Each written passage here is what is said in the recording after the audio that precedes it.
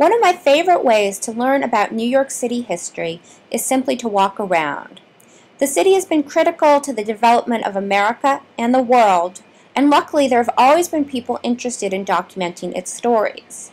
It is almost impossible not to stumble upon a place where history was made if you keep your eyes open. There are plaques and signs and memorials everywhere. One unexpected place to learn about history is actually in the city parks, as the park department often posts signs with historical information.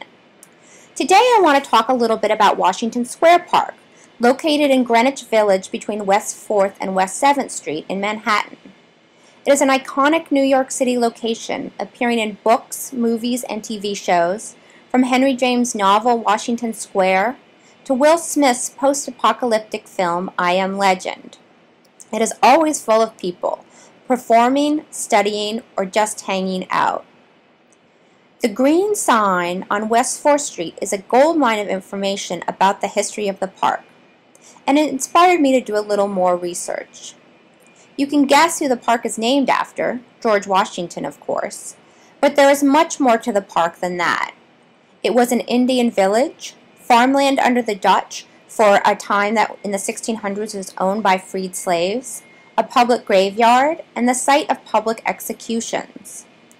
After it became a park in 1827, rich families began to settle in the area, which was then considered uptown, to get away from the disease prevalent in the lower parts of the city. In 1889, a wooden arch was built to commemorate the 100th anniversary of Washington's inauguration. Invoking Washington has often been a way Americans have expressed patriotism and celebrated a national identity.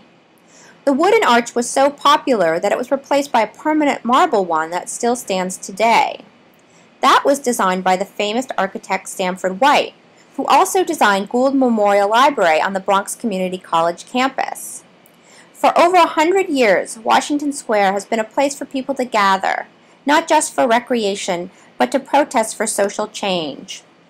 A major suffrage parade began at the park in 1912, and 3 years later over 25,000 people marched on the park in support of women getting the vote. In the 1960s, it was often the site of anti-war protests. And recently, Barack Obama held an enormous rally there during the 2008 primaries, attracting at least 15,000 people.